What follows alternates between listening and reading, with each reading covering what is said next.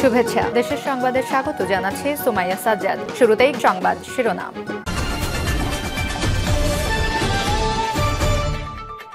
বাংলাদেশের সঙ্গে বাণিজ্য বন্ধ করলে ভারত দুর্ভিক্ষ ঠেকাতে পারবে না বলছেন ঈশ্বরচন্দ্র রায়। এরপর জানিয়ে দেব সংবিধান সংস্কার কমিশনে সিপিবির 10 প্রস্তাব। আরো জানিয়ে দেব অন্তর্বর্তী সরকারের সঙ্গে গভীরভাবে কাজ করতে চায় ভারত বলছেন বিক্রম মিশ্র।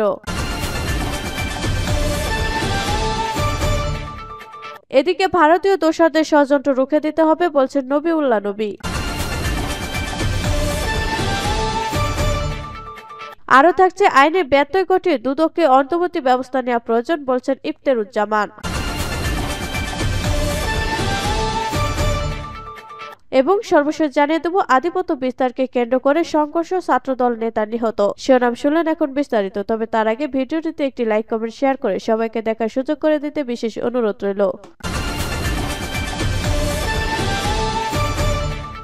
বাংলাদেশের সঙ্গে বাণিজ্য বন্ধ করলে ভারত দুর্ভিক্ষ ঠেকাতে পারবে না বলছেন ঈশ্বরচন্দ্র রায়। বাংলাদেশের সঙ্গে ভারত বাণিজ্য ও ভিসা বন্ধ রাখলে দুর্ভিক্ষ ঠেকাতে পারবে না বলে মন্তব্য করেছেন বিএনপির স্থায়ী কমিটির সদস্য ঈশ্বরচন্দ্র রায়। তিনি বলেন, ভারতের সঙ্গে বাংলাদেশের বাণিজ্য ঘাটতি 90%। আমরা তো শুধু ইলিশ পাঠাই, তারা সবকিছুই পাঠায়। সুতরাং ভিসা এবং এলসি এসব যদি বন্ধ থাকে তাহলে ভারতের দুর্ভিক্ষ ঠেকানো সম্ভব না। মোদি এবং সোনিয়া গান্ধী সবাই বসে কপাল ঠোকাঠুকি করতে পারবে, কিন্তু দুর্ভিক্ষ ঠেকাতে পারবে না। তারা ভারতের অর্থনীতিকে ঠেকাতে পারবে না। সোমবার 9 ডিসেম্বর জাতীয় প্রেস ক্লাবে এক আলোচনা সভায় তিনি এসব কথা বলেন। আলোচনা সভাটির আয়োজন করে মুক্তিযুদ্ধের প্রজন্ম কেন্দ্রীয় কমিটি। এ সময় ঈশ্বর বলেন, আমাদের তো একটা ফরেন পলিসি আছে। আমরা বলেছি সব দেশের সঙ্গে আমাদের বন্ধুত্ব, কিন্তু কোনো প্রভুত্ব না। শুধু ভারতের সঙ্গে নয়, পুরো বিশ্বের সঙ্গে আমাদের ফরেন পলিসি থাকতে হবে। ছোট বড় দেশ বলে কোনো কথা নেই। প্রতিটা দেশই কারো না কারোর ওপর নির্ভরশীল। যুক্তরাষ্ট্র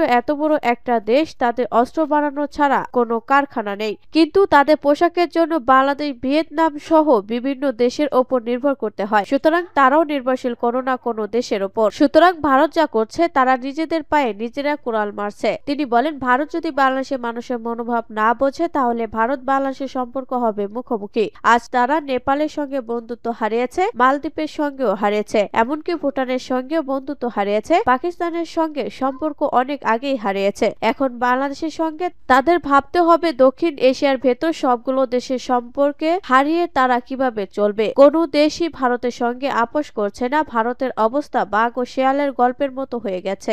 ঈশ্বর বলেন, সংস্কারের কোনো শেষ নেই, কিন্তু আসল কথা কেউ বলছে না। অর্থাৎ নির্বাচনের সুদৃষ্ট কথা কেউ বলেন না। এখন দুনিয়ার সব পণ্ডিতরা একত্রিত হয়েছে, কিন্তু কেউই রাজনীতিক নয়। সবসময় সব দেশের রাজনৈতিক সমস্যা রাজনৈতিক করাই সমাধান করেন। তিনি বলেন, যারা অন্তর্বর্তী সরকার হয়েছে তারা যদি মনে করে তারাই সব, তাহলে কিভাবে হবে? তাহলে জাতীয় ঐক্য ধরে রাখতে পারবে কতক্ষণ? জাতীয় ঐক্য তখনই হয় একটা নির্বাচনের মধ্য দিয়ে, তার মতামত প্রকাশের মাধ্যমে। 6 তারিখের পর থেকে আমি অনেক কথা বলতাম, এখন দেখি আমার দলের লোকজন অনেক কথা বলে, তাই আমি আর বলি না। তবে আবার যখন কোনো কিছু দেখব তখন আবার বলবো। তবে সবকিছুই শেষ আছে, আর যার শেষ ভালো তার সবকিছুই ভালো। প্রধান আলোচক হিসেবে উপস্থিত ছিলেন বিএনপির চেয়ারপারসন উপদেষ্টা মোয়াজ্জেম হোসেন আলাল।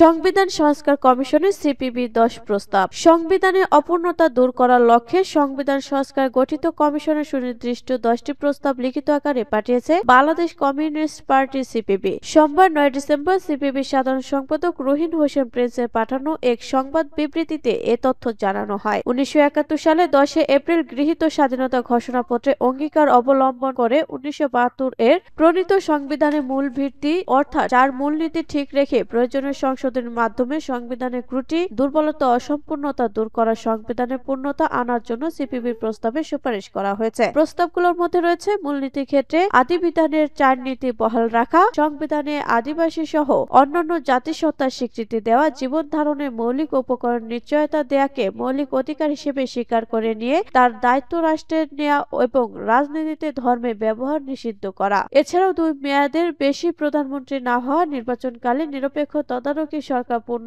প্রবর্তন, আর্থিক ক্ষমতায় নিশ্চয়তা সহ স্থানীয় সরকারের প্রকৃত ও পূর্ণ ক্ষমতায়ন ও রাষ্ট্র প্রশাসনের গণতান্ত্রিক বিকেন্দ্রীকরণ করা, বরাদ্দ ও কাজ সুনির্দিষ্ট করা, নারী আসনের সংখ্যা বাড়ানো, সরাসরি ভোটের ব্যবস্থা করা, সংখ্যানুপাতিক প্রতিনিধিত্ব ব্যবস্থা প্রবর্তন করা, এটি না হওয়া পর্যন্ত না ভোট ও প্রতিনিধি প্রত্যাহার ব্যবস্থা প্রবর্তন করা এবং বিশেষ ক্ষমতা আইন সহ কলা কানুন বাতিল করার প্রস্তাব দেওয়া হয়েছে। অন্তর্বর্তী সরকারের সঙ্গে গভীরভাবে কাজ করতে চায় ভারত, বলছেন বিক্রম মিশ্রি। ঢাকায় সফররত ভারতের পররাষ্ট্র সচিব বিক্রম মিশ্রি বলেছেন, ভারতের আকাঙ্ক্ষা হলো অন্তর্বর্তী সরকারের সঙ্গে গভীরভাবে কাজ করা। একই সঙ্গে আমরা সম্প্রতি ঘটে যাওয়া ঘটনাবলী নিয়ে আলোচনা করেছি। সংখ্যালঘু ইস্যুতে আমি আমাদের উদ্বেগের কথা জানিয়েছি। সংখ্যালঘুর বিষয় নিয়ে আমাদের মধ্যে আলোচনা হয়েছে। বর্তমান কর্তৃপক্ষ বলেছে বিষয়টি দেখবে। সোমবার মন্ত্রণালয়ের পররাষ্ট্র সচিব জসিমউদ্দিন ও পররাষ্ট্র উপদেষ্টা তৌহিদ হোসেনের সঙ্গে বৈঠকের পর তিনি এসব কথা বলেন। ভারতের পররাষ্ট্র সচিব বলেন, সাম্প্রতিক সময়ে আমাদের দুই দেশের মধ্যে কিছু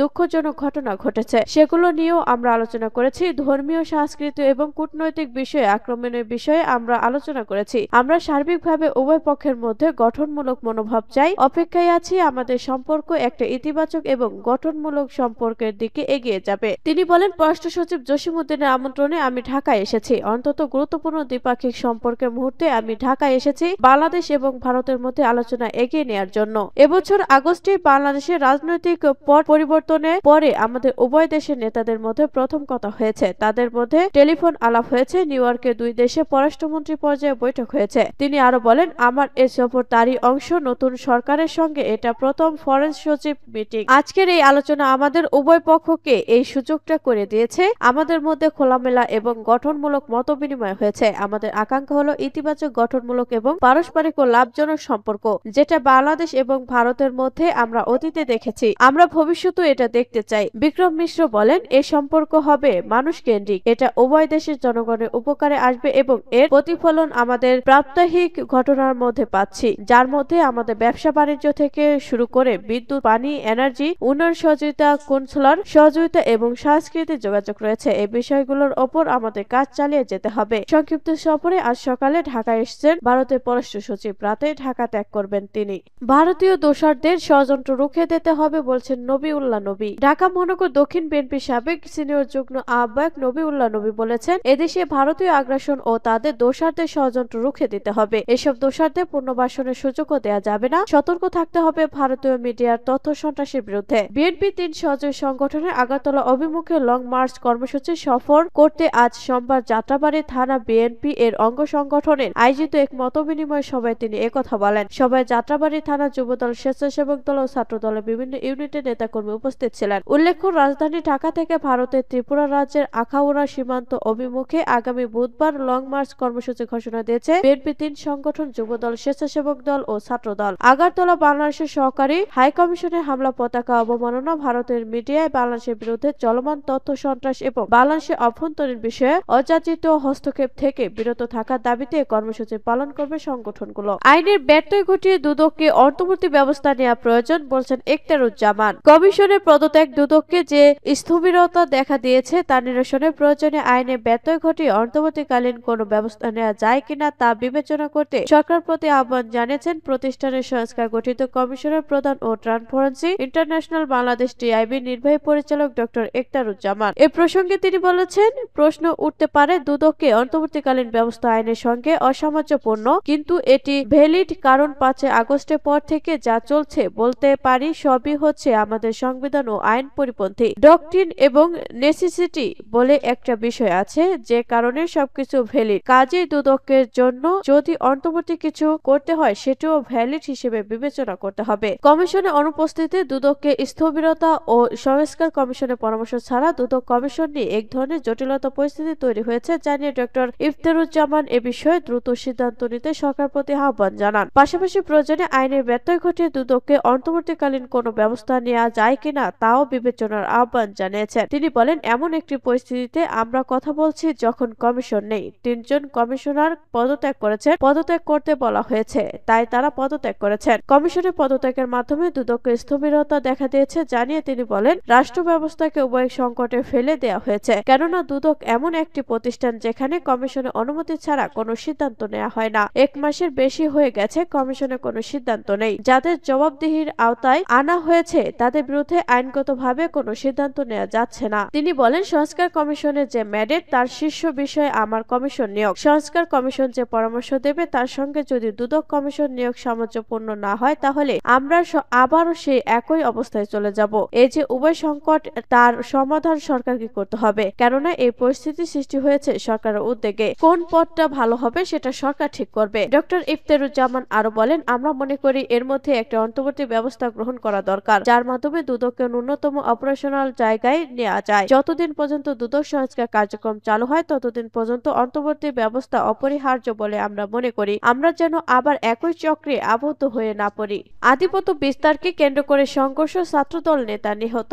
আধিপত্য বিস্তারকে কেন্দ্র করে ছাত্রদলের দুই গ্রুপের সংঘর্ষ মানিকগঞ্জে ঘিওর উপজেলা ও ছাত্রদলের সাবেক সাধারণ সম্পাদক লাবলু মিয়া নিহত হয়েছেন। এ ঘটনায় গুরুতর আহত হয়ে হাসপাতালে ভর্তি আছেন 5 জন। সোমবার 9 ডিসেম্বর দুপুর 12টার দিকে ঘিওর উপজেলা স্বাস্থ্য কমপ্লেক্স চত্বরে এ ঘটনা ঘটে। উপজেলা ছাত্রদলের যুগ্ম সাধারণ সম্পাদক মেহেদী হাসান সানি জাগো নিউজকে ঘটনার সত্যতা নিশ্চিত করেছেন। নিহত লাবলু মিয়া ঘিওরের তা এলাকায় হালিম মিয়ার ছেলে, তিনি প্রবাসে কর্মরত ছিলেন। ছাত্রদলের যুগ্ম সাধারণ সম্পাদক বলেন, আধিপত্য বিস্তারকে কেন্দ্র করে ঘিওর বাস স্ট্যান্ড এলাকায় বিএনপি কর্মীকে মারধর করে দুর্বৃত্তরা। সাবেক ছাত্রদল নেতা লাবলু তাকে উদ্ধার করতে উপজেলা স্বাস্থ্য কমপ্লেক্সে নিয়ে যান। এ সময় দুর্বৃত্তরা লাবলু মিয়ার ওপর দেশীয় অস্ত্র নিয়ে হামলা চালায়। ঘটনাস্থলে নিহত হন লাবলু। ঘিওর থানার ভারপ্রাপ্ত কর্মকর্তা ওসি রফিকুল আলম জাগো নিউজকে বলেন, নিহত লাবলু মিয়ার লাশ মানিকগঞ্জ মেডিকেল কলেজে ময়নাতদন্তের জন্য পাঠানো হয়েছে। আধিপত্য বিস্তারকে কেন্দ্র করে এ ঘটনা ঘটেছে বলে জানতে পেরেছি।